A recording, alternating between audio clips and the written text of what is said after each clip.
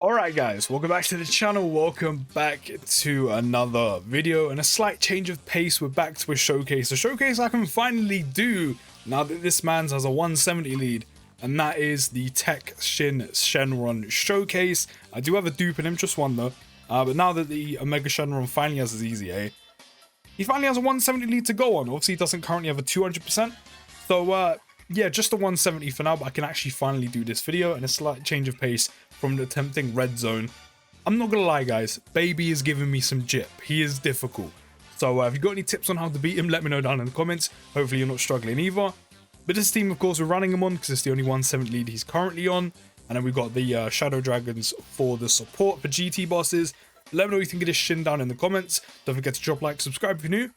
Let's see what we can do. Okay guys, here we are. We actually do have him on rotation immediately with the Fizz Omega, who they do share 7 out of 7 links. Of course, we do have big bad bosses, so we do need to lose some HP. This is why I say a lot of the time, you probably want to get a lot of your extreme units, especially the important ones that you're going to be using for events, or maybe, you know, there's an event out you end up needing them for. You probably want to get them to level 10 links, all the ones that have big bad bosses, so you don't have to worry about the HP restriction to get it off. But turn 1, remember he does have a dupe in him, turn 1 with no support, 6 out of 7 links. He has 162k attack stat and 71k defense. Of course, straight off the bat, this is nothing impressive. If anything, this isn't even that great. It's just not that great. But this man is completely reliant on how many orbs he does get himself. For the time being, we can only get him 2, which means he does get an additional attacking defense plus 50% when attacking, because we did get him 2 or more key spheres. So right now he's up to a 235k attack stat, which actually took quite a bit of a jump, and he's still on 71k defense, but he does raise his attacking defense by 30% for 1 turn and causes supreme damage to the enemy. So, you know, it's like a bare minimum. I guess that's not bad. 1.7 mil. Yes, it's not the greatest, and his defense obviously isn't going to be hardly good at all. But as I said, this man is solely dependent on, or should I say dragon? He is a dragon after all. Is completely dependent on how many orbs he does get. But, you know, one major thing about him, if you are missing any GT bosses lead, I mean, to be fair, there is one in the game, which of course, a free-to-play one, which is the free-to-play Shadow Dragons. There is also this guy, who is a GT bosses category lead, giving key plus 3 HP and attack and defense plus 130. It's honestly a shame about that category. There's so much potential, but right now it's not in a good spot. You know, the max lead they have is 150 with the LR Super 17. There's not a whole lot of synergy going on. Even the leader himself, you know, is a little bit wonky. And then not only that, neither of the Easy A androids, the Trenchcoat or the Hellfighter 17, go on the team. So he's kind of lacking. You know, there's some decent units on there, but it doesn't even have a 170 lead right now. It really does need me a pick-me-up. This is why I had to wait to do this video, because this Shin literally only has 3 categories. Only 3. Shadow Dragons, which has only just got its 170. Literally only a couple days ago got a 170 lead, hence why I waited to do the video. Inhuman Deeds, which isn't a great category and also needs a 170, I'm pretty sure. Well, yeah, otherwise I would have done the video. And GT Bosses, which is just not in a good space right now, and also doesn't even have a 170 lead. So yeah, that kind of hurts him a little bit, because there's not many categories you're taking him on, but in terms of Shadow Dragons and GT Bosses, there's not really many category units that replace him, especially on GT Bosses specifically. As I said, that category really does need a pick-me-up. But we are getting at GT Bosses attack and defense plus 30% right now. And with no orbs, we're on 186k attack stat and 82k defense. We can actually give him a lot of orbs right now. What's the most we can give him? It's looking like 9. Yes, 9. So with 9 key spheres, let's quickly go through everything we're getting right now. So with 2 or more key spheres, obviously we've got the attack and defense plus 50%, which is handy. We've already seen what he does with that. Not a lot, but we've got that. We've got the additional attack and defense plus 50% when we're attacking with 3 or more key spheres obtained, which means on top of the attack and defense plus 100%, we go to the start of turn. When attacking, we've now got a bonus attack and defense plus 100%. Then we get an additional attack and defense plus 50% when attacking with 4 more key spheres obtained, so we've got the 150.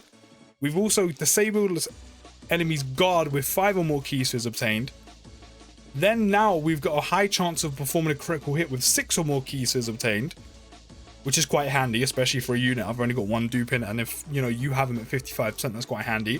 So we've got a high chance of performing a crit. We've got attack and defense plus 150 right now. We would be disabling enemies' guard. And then with 7 or more key spheres obtained, we've got an additional attack and defense plus 70% and a high chance of launching an additional super attack when attacking with 7 or more key spheres obtained. So as I said, he's highly depending on orbs, but he is a strong independent shadow dragon. Do you know why? Because he is an orb changer. 4.2 mil. 4.2 mil. That's for a side banner unit. That's pretty good. Didn't even get an additional either, which is actually kind of mad because we got 7 key spheres and we had a 50% chance to launch a super, and I've got dupes in him. Not a single additional. Not a single additional. Every time I do these videos, this stuff just never happens. But of course, that was with support. So we hit 4.2 mil with all the orbs he needed with the Shadow Dragon support. So of course, I want to see what we can do without support. I mean, we're probably looking at just shy of the 4 mil region.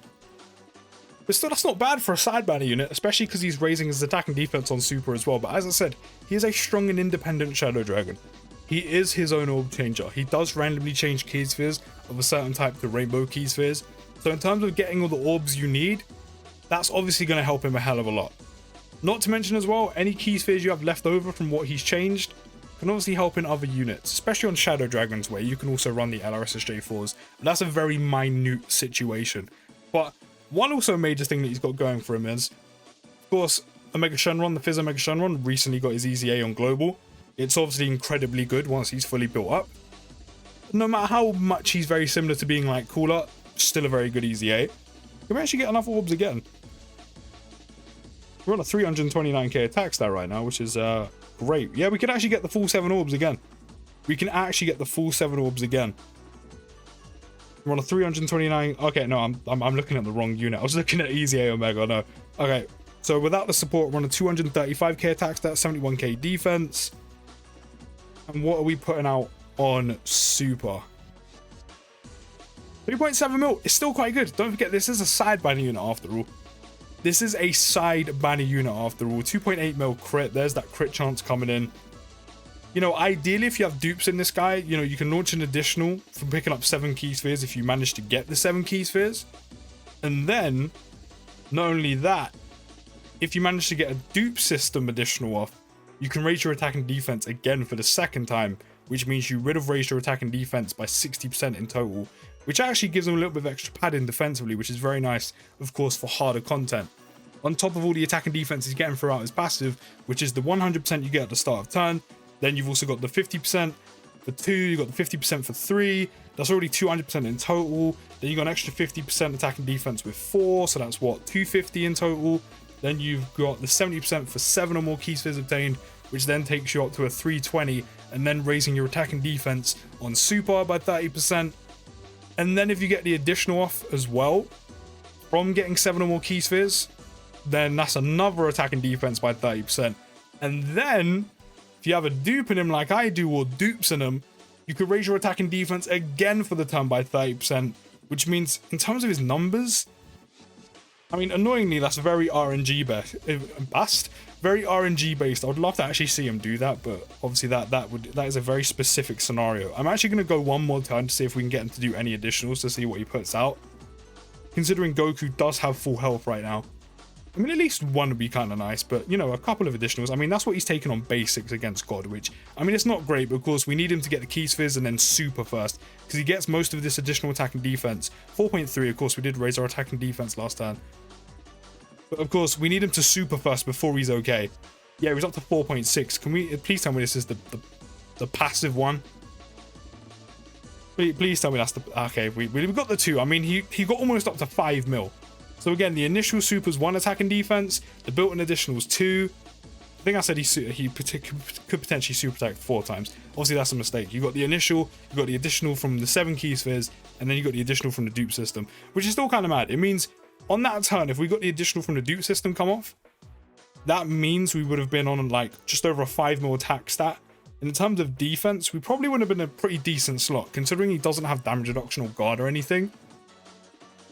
His defense would have been in a solid spot, which, as I said, really does help him for harder events. But of course, that is quite RNG based. And one of the major downsides, even though he is a rainbow orb changer, is you do need to give him, or you do need to get as many key spheres in him as possible for him to kind of be good for that turn.